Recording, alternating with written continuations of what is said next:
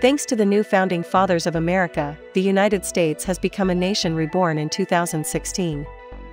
Crime and unemployment rates are at an all-time low as a result of the government's yearly 12-hour period known as the Purge, during which any criminal activity is permitted. During the Purge, the sole rules are that government officials ranked 10 or above must remain unharmed, that weapons beyond Class 4 are prohibited, and that police and emergency services are halted. Anyone who violates the regulations will be executed. The Purge provides a catharsis for the American people, letting them release negative emotions and suppressed desires on anybody they want. James Sandin, a home security salesman who lives in an upscale area in the Los Angeles suburbs, has earned a fortune selling security systems that include video cameras and metallic butts particularly created for the Purge. Mrs. Grace Farron, a neighbor, informs Mary that the neighbor's rumor says the Sandins' house enlargement was paid with the security equipment her husband sold them. Mary is at odds with Zoe and Charlie in their well-fortified home. In spite of her father, Zoe is dating an older boy, while Charlie is continuously questioning the necessity for, and relevance of, the Purge. Charlie utilizes a little robotic video doll he built for a class assignment to spy on the family from a hidden location in his closet. Zoe enters her bedroom, where Henry awaits her. He had snuck back into the house just before lockdown. Henry wants to convince Zoe's father to approve of their relationship. He believes he will not be kicked out during the Purge. An online emergency broadcast system message notifies the United States at 7 p.m. that the Purge is about to begin and that all police, fire, and emergency medical services would be shut down for a 12-hour period. Outside, sirens begin to sound, signifying the start of the Purge. James and Mary are watching the video monitors in the lounge. Charlie is left alone after a while and observes a stranger running outside the home, pleading for help. Charlie disables the security system and allows the guy to enter the house.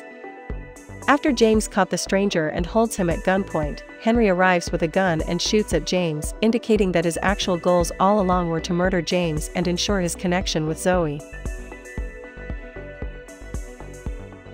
Henry is mortally wounded by James. During the chaos, the wounded stranger runs off somewhere in the house.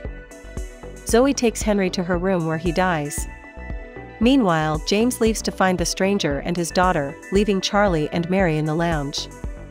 A group of masked criminals, led by a polite leader, a sadistic man in a suit, approaches the house, looking for the stranger. They threaten to kill everyone inside unless the family surrenders the stranger, who they believe is an excellent candidate for cleansing due to his homelessness. James reveals to his wife that the security system was intended to be a deterrent rather than to resist any amount of forceful attacks. Charlie locates the stranger and leads him to a hidden location. Zoe, on the other hand, gets kidnapped by the stranger after she wanders into his hiding location. James arrives and subdues the stranger, wanting to hand him over to the stranger's pursuers outside. The Sandins, on the other hand, had a change of heart after realizing they will become practically no different from the Purgers on the outside. The leader, clearly dissatisfied, declares that their time has come to an end. The Purgers pull down the metal barriers with chains and a vehicle, forcing the Sandins to defend themselves. In the game room, James notices two Purgers. He kills the first one by shooting her in the chest with a pump-action shotgun, and the second Purger by smashing his face into a pinball machine. Another Purger attempts to kill James, but James takes a fire axe and plunges the blade into his back, killing him. He exits the room only to be stabbed by the leader. Mary is attacked and tackled by some Purgers and is ready to be killed, but Mr. and Mrs. Halverson intervene and shoot Mary's attackers, and Mary flees to find her family. The leader tries to kill Mary, Charlie, and James, who is dying, but Zoe appears at the door and shoots him dead. After killing the remaining Purgers, the neighbors enter the room. Despite Mary's gratitude, the neighbors confess that they have come to kill the Sandins since the chance for this patriotic duty coincides with their disdain for the family's wealth. The stranger comes to the Sandins' aid just as the neighbors are preparing to slaughter them. Mr. Kelly is killed with his firearm, and the surviving neighbors are held at gunpoint. Mary decides that too many people have already been killed, and she spares their lives so that the neighbors can live with their guilt. They're sitting at the kitchen table, waiting for the Purge to end.